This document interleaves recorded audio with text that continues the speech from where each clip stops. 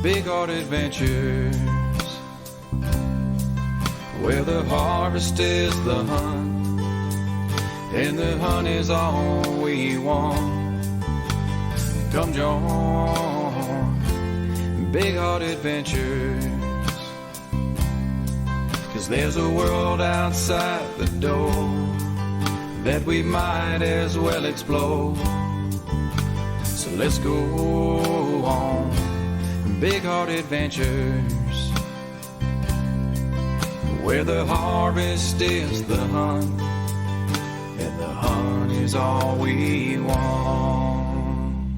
Welcome to Heart the Hunt, official podcast of Big Heart Adventures and Heart Hunts. I'm Mike Croston.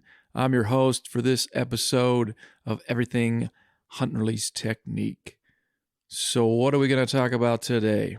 Well, first of all, we're just about ready to get headed to Africa, where we're going to go on a 21-day safari with Heinrich. And this is Africa Safaris in an attempt to heart every animal in South Africa. We started with Big Mike and Heinrich and me last year, and we ended up doing 20-some animals. Now we're going to finish it up and try to do the rest of the animals of South Africa. We're going to head to the Kalahari. We're going to head to the Eastern Cape. We're going to be over near Kruger and maybe back up in Messina. But we know this, we're going to have a good time. That's all we're really looking for. And why are we doing this?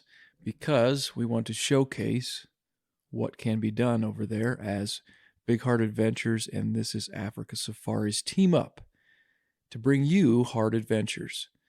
That's right. I'm going to show you all the areas, all the lodging, and we're going to heart all the animals so you can see what's over there. And if you choose to heart, and if Africa is on your list of a place to go, and you would like to maybe heart, hunt and release technique hunt there with us, we've got it set up.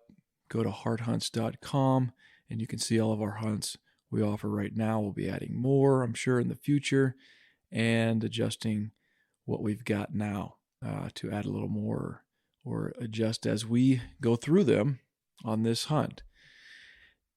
So that's the main thing. That's the main reason for this hunt. Of course, we're going to have a good time. Grayble's going with us from Montana. He's going to join us, and we're just going to have a good time. Visit with Heinrich again and hunt for 21 plus days. There'll be elephants, there'll be rhinos, all plains game, leopard, lion. Yeah, we're going to try to do it all. We might not get heart shots on everything. There's a lot to do and a lot of places to go. But we're going to try, we're going to hunt, and just have a good time, because that's what it's all about. But again, kind of doing this so you can see what we've got going and what we're going to be offering you guys out there in the world of heart in South Africa. So this is just the beginning of what we're doing. Really had no idea that it would start in Africa, but it's been great, and we're going to keep going with the momentum we've got built with Heinrich. This is Africa Safaris, and we'll be filming everything and trying to bring it. If we got Wi-Fi, we're going to be bringing the day's events to you and just keeping you up to date on what we're doing so you can see everything that's available in the beautiful country of South Africa. All right. Well, what else we got? Well, we got hearthunts.com live and on the interweb. Yep, that's right. hearthunts.com. But what is hearthunts.com? Well, hearthunts.com is a place where landowners, outfitters, preserve owners, high fence, whatever you want to call it, anybody that wants to offer heart hunts as an addition to what they're doing now, or to start something new. You're a landowner, you've got a piece of property, you never thought about doing anything else with it except kind of hunting it on your own. Well, maybe offer a few heart hunts, bring a little income, meet a few people. You can showcase your place on hearthunts.com, and we'll try to promote it as best we can. So that's what we're doing. Hearthunts.com's out there. Over the next year, we're just going to pound away at some information for you on it, get you kind of familiar with, one, the site, two, what it can provide for you, and three, how to get your property set up as a heart hunting property. So it should be fun. again, we've got a lot going on, and we're just going to kind of throw the information out there, and you can, sure enough, get back to us if you've got any questions, and we'll be eager to address those and kind of get you hooked up with hearthunts.com. So check it out. A lot of the information's already on there, and we're going to be doing some other things to get the information out. But just check out hearthunts.com. If you want to know more about H.A.R.T, go to bigheartadventures.com. And if you want to see, some of the gear we've got that pertains to H.A.R.T and that we've been using and we're going to offer to you, go to the Big Heart Adventures store, and we've got some stuff there, and we're going to keep adding to it as we find different pieces of equipment that work very well for hunt and release technique. All right. So that's kind of what we got going. Heading to Africa, hearthunts.com is being released, and teaming up with Heinrich with Big Heart Adventures to offer H.A.R.T hunts in Africa. So, hey, it's rolling right along, and I hope we can bring some opportunity to you guys. That's what it's all about. Hunt and release technique, hearthunts.com, trying to bring opportunity to the hunters out there that want to hunt and to landowners out there that kind of want to find a way to enhance their property and create something for themselves. And hunt and release technique can do that. But what do we want to talk about the rest of the time? And I just want to take this episode, I really want to take this episode and just kind of hit on all the points that I want to cover, all the topics I want to cover in the next year and a half, 2 years. And my hope is that these topics, we can discuss them with various individuals that know a little bit about these topics, and we can have a kind of a spirited conversation, kind of go back and forth, bouncing ideas off each other, and, just kind of get an idea and bring to you some information that maybe you didn't know about, and maybe bring to myself a little information that I didn't know about, because I've got ideas of my own on these topics, and I'm sure other people have ideas of their own on the topic. And if we can get together, put those ideas together and be on the same page, or kind of inform both the individuals on how people feel and perceive different things, I think we can go forward and have a good conversation, have a good little episode. So, some of the things I really want to touch on, and the first one for me is kind of what hunting means to people. Why do we hunt? And what are the physical and mental benefits of hunting? I think that's the greatest reason that I hunt, is the physical and mental benefits of hunting. Mentally, for me, it teaches me patience. It teaches me to take everything to the finish, right? You've sat 10 hours and you want to get up 15 minutes early because you're done. What's in those last 15 minutes? We all know it. That's when the animal's going to show itself. And so you have to learn to stick things out to the very, very end. Sometimes that's pretty tough, especially if the weather isn't very good and it's cold or it's rainy or windy or hot. Who knows? But mentally, it teaches you how to take things all the way. It teaches you how to overcome those numb hands, numb feet, windburned face, being hot. It teaches you how to overcome those situations, to stick it out. Just mental fortitude that I think in where we're at today, we've got a pretty good little society to where things are pretty easy. And so when things get tough, we're not really prepared for that. But hunting, to me, throws so much at you in order to get close to your quarry, to finish the day out, to even learn about what you're doing, to be proficient with your weapon of choice, to be proficient in survival or hiking, camping, those things that need to be done on a hunt, and to be proficient in preparation. All those things are mental. And I think, you could look at fishing, and fishing is very relaxing because most of the time when you're fishing, you're not being mentally challenged. You do have to have some patience, but I find that with hunting, you have to have even more patience, even more mental fortitude to get the job done. So I love it, and another mental benefit is just being away from, social media, being away from the hustle and bustle, getting back to something that's very primitive, something that's very simple, in getting back to nature, to kind of where it all starts. And it's something that frees your mind and really helps you, gives you, it's great mental benefit to just be in the woods for 10, 12 hours doing nothing, but sitting there and looking and watching what's around you. And so mental health, I'm telling you, hunting is a great mental health tool. I'd like to have a bigger conversation with somebody that had a little more insight than that, because those are my feelings. Maybe I'm wrong. Physically, if you go on bigger hunts, if you plan on a bigger hunt, what that does is motivate you to be more physically fit. If you know you've got something to look forward to, you got your training, you're just getting in shape. You may not have to go all out, but you're just getting in shape. You're training for that hunt to come. You're excited about that hunt, and so you want to be in physical shape, and that gets you off your butt, and that gets you up and going, gives you some motivation. So that's what hunting does. It motivates you physically. You're gonna better yourself, and so all that's positive.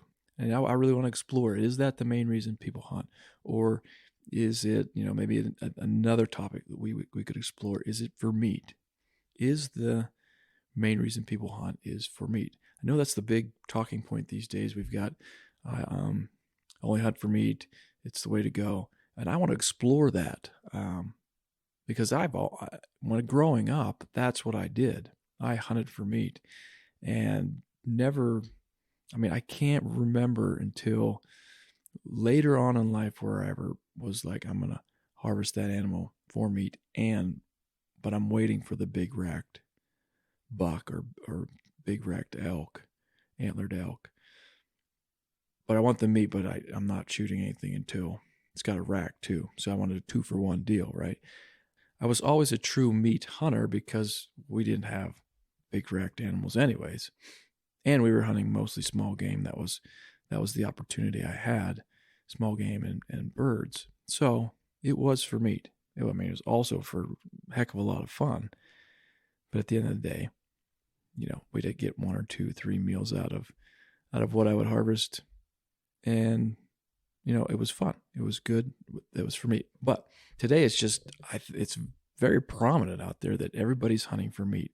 And I want to get down to the nitty gritty of it. I want to make sure that that's really true, or are we marketing this as a way to find greater acceptance of hunting?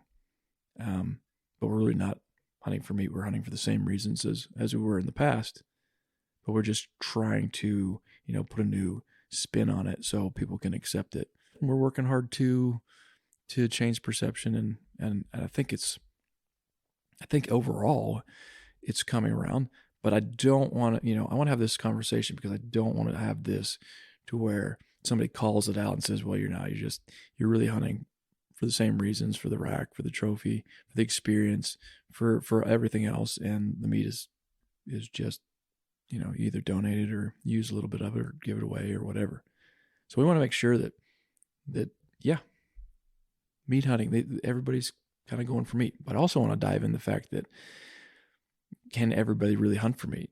What's the true cost of a pound of meat that you go hunt? I've got numbers worked out, and I've done some things, and it's pretty interesting. But I want to have a conversation with somebody and bounce those numbers off somebody, because it's not as fun to just sit here and ramble on to the numbers that I put together. But I want to have that conversation and really sit down and say, hey, is it really cost effective to say I only hunt for meat, or are we hunting for other reasons and the meat's good too? I just want to be honest with with the situation. Because if you're not honest in anything, it's going to catch up to you, bite you in the ass, and then you're back to square one. I'd like to have that conversation. I'm not out to discount anything. I'm just out to just have a good conversation and find truth in all this, because I really care about the hunting, future of the hunting, and I really want people to still be able to be involved in it. I want it to be there, because as it was there for me, and it still is. And I'm just excited about being back into it after being out of it for a few years and realizing what it means to me. And I want to make sure that's right. And I will. I'm not afraid to have the conversations, but I want to have the conversations because they're fun. And either way, I don't care. It doesn't hurt my feelings. And I hope it doesn't hurt anybody's feelings when we disagree or agree. But it's all in conversation. So that's one I'd like to have. I think that would be a fun one, just to throw some numbers around that I've got created. The next one is, who bears the brunt of conservation? We've heard this so much. Who bears the brunt of conservation? It's this group and this group and this group and this group. Again, I've got some numbers on it. I've had some ideas on this for over 20 years. I really wanted to touch on this and been kind of thinking about it and examining it and studying it. And I'm telling you, after I went to South Africa the first time, it kind of brought home everything that I was thinking and was able to put it all together. And now I just have some ideas, and I'd love to talk to somebody about and have a great discussion about who really bears the brunt of conservation. Because there's multiple people that enjoy wildlife, wild places, nature, and each group has a vested interest in its continuation, in its preservation, which we'll also touch on that, preservation versus conservation, and what we're trying to accomplish, because so many times people want to see preservation. They don't want things to change, and they don't realize that that's not sustainable without subsidizing it somehow. Whereas conservation is the true epitome of sustainability. As you use, as you regenerate, you use conservation. But we got to get preservation and conservation muddled together in there. And I think if we can have a discussion on the groups of people and what they actually are looking for, because some people that want to be conservationists are actually preservationists and kind of at odds with what true conservation is. So I'd really like to have a conversation there, maybe 2 episodes of that. This one really is just I've been thinking about it a long time, got a lot of numbers put together and a lot of ideas. But again, I don't just want to sit here and ramble on about what conclusions I've come up with. I want to be able to bounce something off of 1 or 2 people and have a great conversation. I think it'll make a good episode. So anybody that's listening to this podcast now and is hearing something that they're interested in and that they've been involved in and would like to be on an episode of H.A.R.T the Hunt, contact me.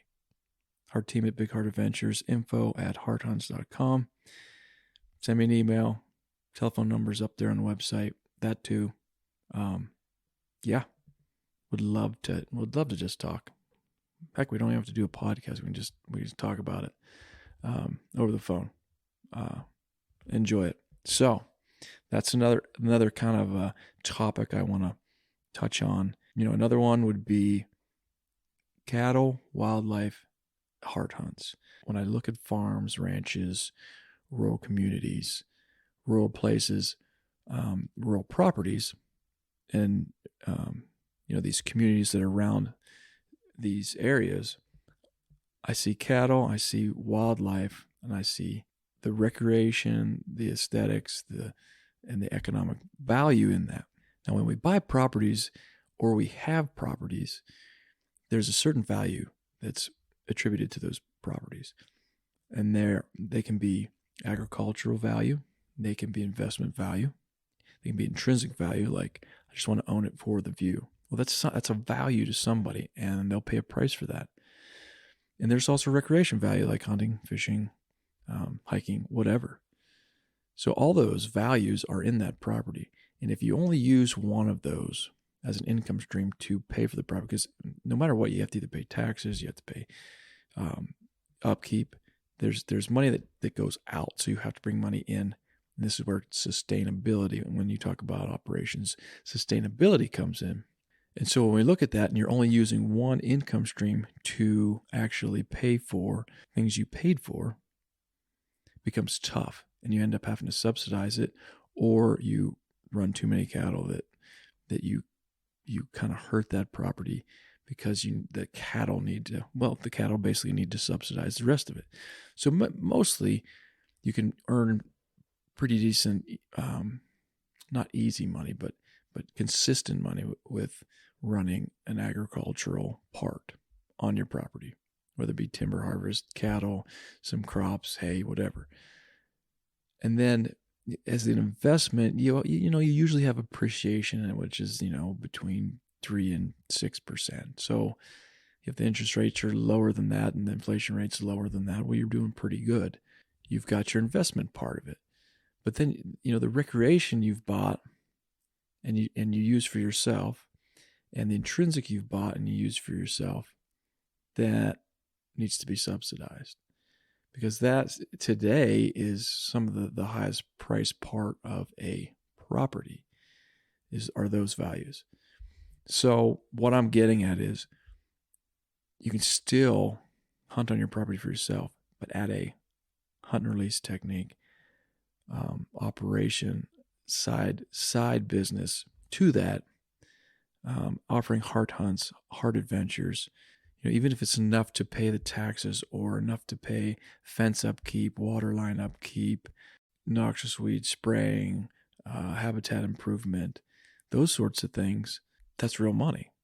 So if you can take care of that by offering H.A.R.T hunts, now you have another avenue to help pay for what needs to be done. You could have cattle, you could have your hunting, and you've got some, land appreciation. So what I'm getting at here is we're going to go through those things throughout the next couple of years and show you how to take that, that one operation, one enterprise operation, and turn it maybe a 2 enterprise operation, to where you can increase your revenue on that place. And, some things involved in that is it may be downsizing the cow herd to increase your wildlife that's on the place. But those are things we'll talk about. We'd love to have a few people that are involved in land management and bounce ideas off them and hear what they have to say on that deal, because that's kind of what I study. That's what I'm into, and I like to see everybody's approach and take on it. And right now, I like to see it. There's a lot happening in habitat improvement, and if we can kind of combine that with some ideas with cattle and what you can do with some fencing and water tanks and whatnot, it'll be interesting. So that's another episode I'd like to get into, and again, have somebody to talk to on that, and it'd be interesting. So how about another one? Hunting demographics, and what's the barriers of entry to hunting, and why does it seem like there's just kind of one group? And we know it. I mean, the numbers are out there. I've been researching it, and it's not something that's not known, that it's pretty one-dimensional in the hunting community right now, and we're just trying awful hard to bring different people into hunting. Listen, I think it's such a great sport. It's such a great experience. There's so much out there. There's so many different things out there, and so many different places to see, and so much to do when you're talking about hunting, that I think everybody should be involved. And I really want to examine why it seems like so one-dimensional, and why we just can't break into to get more diversity as far as different people. different people involved, different age groups involved. I want to talk about the 3 R's and why we're so good at recruitment. I think we're pretty darn good at recruitment, but it just doesn't last. There's no retention. There's no reentry after you've left. For me, had I not come up with H.A.R.T, there was no reentry for me because everything's still the same. Maybe even kind of worse for what turned me off of it. Not really turned me off, but just said I don't want to hunt anymore. So looking at the 3 R's and why we're not doing a great job of retention and reentry, and maybe and where H.A.R.T fits into that. And I really think H.A.R.T fits into those two. And if H.A.R.T can be an addition to, like I say, I love it. H.A.R.T's an addition to, never instead of anything. If H.A.R.T can be an addition to, and H.A.R.T gets put into the position where it can help retain and re-enter people. When you look at H.A.R.T and being able to retain, if somebody doesn't like the full harvest experience, they're done. There was no other way around it. You don't like the full harvest experience, you're done hunting. Here, you don't like the full harvest experience, you can still H.A.R.T hunt. Or if you don't like the full harvest experience in some situations, you could still H.A.R.T hunt. For me, didn't want a full harvest Africa for no other reason except it just wasn't cost effective for me, and second of all, I didn't want any trophies, and so you get to eat a little bit of the meat, but it wasn't for me. I wasn't going to go full harvest a bunch of animals to eat 5 or 6 pounds of meat on the trip. So, but that's my choice. I'm not saying anything about anything else. I'm saying that's why I didn't want to. But now with H.A.R.T, I could experience Africa, the hunt, everything that you go there for. And that's what excites me about hunt and release technique.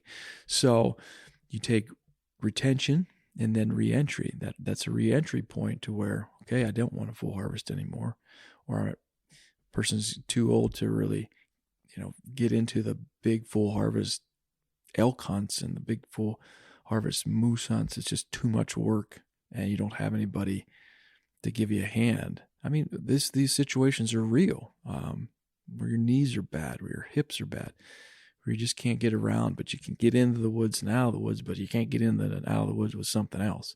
So it enables people to re-enter, gives people a choice. And I think where H.A.R.T can combine with the recruitment efforts that are, I think, doing very well. Because if you look at the numbers that are being thrown out, they're saying that the hunter numbers are increasing. And that's another episode I'd love to talk about. Hunter numbers and where all these numbers come from. Is it license sales? Is it surveys? Are they right? Has it been declining, or has it been increasing, since the 90s and never really did decline? You see numbers, and all I can go off is what I see when I'm hunting. All I noticed was from the early 90s up to, say, 2005, I thought hunter numbers were increasing everywhere. Everybody was into hunting. And then from 2005 to, say, pre-COVID, I thought hunter numbers were kind of leveling off. I really didn't think it was going down. I think it was staying steady from what I saw, what I experienced in the East and in the South and out West. Now, after COVID, we see this bump in numbers that they're reporting. But what I see in my mind is it was more people going to destination hunting, more people going out West, more people going on trips to hunt whitetail, going on trips to hunt bears. I think what we're seeing is multiple licenses and tags being bought by individuals because we had more time. There really wasn't much else to do except go outdoors, so we had more time and we had more money because of some of the money that was thrown around. So time and money, I think, is a barrier to entry for hunting. And I think these last 2 years, people had time, people had money, and that's why you saw the bump. I'd be interested to see if that bump increase is sustained, or after we get back to normal, everybody gets back into in their rut, if that number comes back down to where it was. I don't think we were, to me, and this is my take, I don't think we were seeing the numbers drastically drop. I think we were just kind of being status quo. More people were heading to destination hunts in the West. The West is getting crowded for sure. I would say, to me, the East met its kind of balance point back in the 90s, and it's just kind of staying there. I know down here in Missouri, it just seems to be the same. There's quite a bit of opportunity here, and I like that. But I want to have that conversation. I want to get some numbers. I want to get somebody that knows the numbers and knows where it comes from, because I'm seeing numbers, but it's not real obvious where these numbers and where this data is coming from for me. And it's been interesting, all the information that's out there, and it's everywhere. You can find it. It's one good thing about social media and the internet. You can find the information. You just got to weed through and know what's right, because statistics, to me, can be turned either way, any way you want it to look. So I like to know the truth so we can move forward. And so that's a cool episode I want to have. Another one that I'm really spent a lot of time thinking about, and it's kind of off the wall, and I think it'll be a great conversation to get a lot of people thinking, and a lot of people have ideas and opinions, and that'll be good. Is high fence or preserve or game farm hunting versus what is called fair chase. Now, this one I really want to have, because I think there'll be a lot of opinions, and it'll be a good conversation. What I've been thinking about lately is fences. What's that really mean? I mean, there's physical fences, and we kind of have a tendency to turn our nose to that. But what size acreage becomes irrelevant if there's a fence around the outside of it? I mean, if you take 150,000 acres and fence the outside, and what are you really doing? You're creating a management tool, but you're not really controlling the wildlife in there. I mean, it's so big that they have there's 3 or 4 landscapes within that whole area. And so it'll be an interesting conversation to where I think that, you get these properties that are fenced in, it's just more of a management tool. And I get it. You're not letting an animal out of a corral and shooting it. I mean, if they're born there and that property is giving them everything they need, and they're living as wild, right? They're not, they're not being kept in a barn. What are we getting at? What are we getting at with turning our nose to that sort of hunting, preserve? And I look at South Africa and what I saw there, and it was interesting. I mean, they're fencing these places for management, to keep the poaching out. So, and that's basically it. You fence it to keep the deer close, and because if they go on to the neighbor, I mean, they'll get harvested. So, I mean, it's a management tool for a property. And you look at fair chase. If I've got 40 acres and I plant food plots and I do all these things and spend a lot of money creating these attractants for deer that keep deer there, what we've created is an invisible fence, a behavioral fence. And so, yeah, that deer can run to the neighbors, but is he going to? If we do such a good job, is he really going to? Probably not. He's going to stay. He's going to come back. You've got him behaviorally and invisibly fenced in. So, I mean, there's ways you can look at what truly is a fence and what's fair chase. To me, and this will be my take on it, and then that's what we'll have the discussion, and hopefully somebody will have the discussion with me.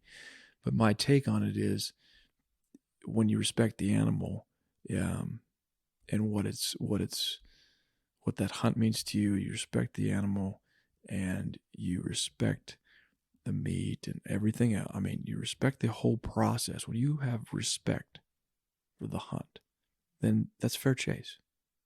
So, and I've never been around high fence until the last couple of years, and it's opened my eyes of what it really is. There's a lot more we're going to talk about. So we've got bunch of conversations we want to have. We want to have it about conservation. We want to have it about wildlife and cattle interactions. We want about the benefits of hunting itself and why we hunt. And we've got demographics we want to talk about, and fair chase and hunting preserves. We want to talk about all this stuff. We want to talk about hunting for meat and hunting for enjoyment and hunting for the trophy. We want to, hey, let's talk about it. Let's talk about it. Let's not just brush it under the rug just because we don't want people to look down upon certain things. Talk about it. Let's have the conversation. I think that's fun part about these platforms we have today, social media, podcasts. So it can be fun and it can be informational. So I want to have I'd like to have a conversation of guides and clients. That's another one. Just came to my mind here. Guides and clients. This is one that I've never really hunted with guides, and I never was a client. And so I got to see this, and I got to experience it the last couple of years here. And I think I got some thoughts I just want to kick out and throw out there. One would be, what's the responsibilities of the guide, and what's the responsibilities of the client, and communication between the guides and the client, and expectations between guides and client. And I'd love to sit down with the guides and just talk through it, because when you go on a hunt, for me, I really don't want to be a client, and I really don't necessarily want a full-time guide. I go hunting to be alone. I go hunting to be with myself and to challenge myself. And so, when there's a guide there, it's a different dynamic, and I don't know if I'm into that. So you have to go into it understanding that if you're going with a guide, that the hunting may be done, the true hunting may be done by the guide, right? The hunting, the finding, the go this way, go that way, make the decision of when to stop, when to start walking, when to get out of it. That's part of hunting, which is what I love about it, is done by the guide. And then so maybe I don't enjoy that as much. I'd almost like to do the guide's job of that part, and then when it comes to harvesting the animal, if I was full harvesting, I'd give the gun to the guide and rather him shoot it, right? Because the fun for me is everything up to it, unless I need the meat for sure. But hunting to me is everything that is involved all the way up to the shot. That's why I like hard hunting so much, because when I don't need the meat, I still can enjoy that the decision making. I love the decision making. You make the wrong decision and the animal sees you and blows out of there. Right? You make the wrong decision, you get on the wrong side of the wind, and you make the wrong decision and you end up quarter mile from where they were, and you thought, oh, I love it. Can you make the right decision and get to where you need to be? So guides and clients, the expectation, hunting with guides, it's different, and you have to understand it. I don't think a lot of people, and that's why I want to have this conversation, because I don't think a lot of people get it, that it's different than going out by yourself in a tree stand. So, and on the guide side, there's some things the client's got to be ready for. Otherwise, it just is a nightmare for these guys. So that's a sweet conversation I want to have. And I'd just get some guys, maybe Broximo will have him again.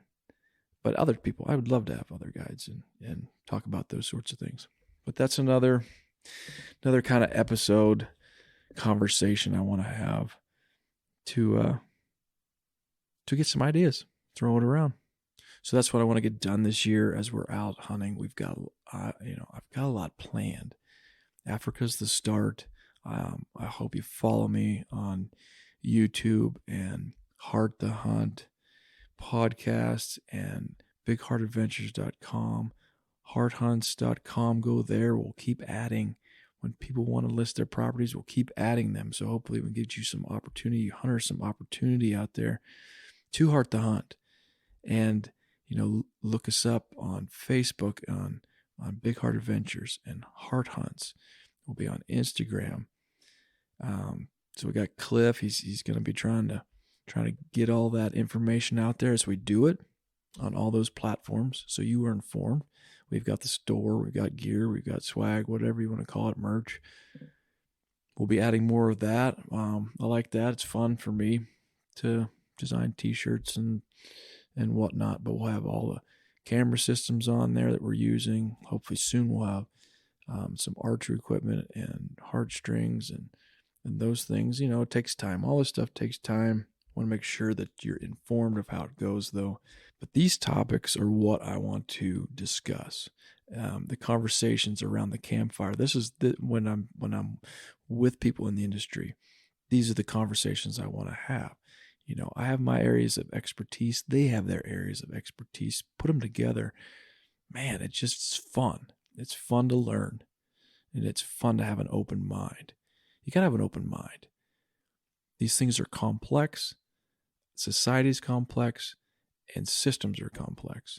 Oh, there's another episode. I want to talk about resilience and systems and what that means for hunting, wildlife, and basically carrying forward a sustainable venture, whether that be hunting, whether that be nature. So that's another thing I want to talk about. Oh, so much fun stuff to talk about. But anyways, it's fun to learn, right? Get up and get out there and do it. Go to hearthunts.com. We've got the Africa stuff on there right now. And hopefully we can get more people involved in that. More opportunity. It's all about opportunity.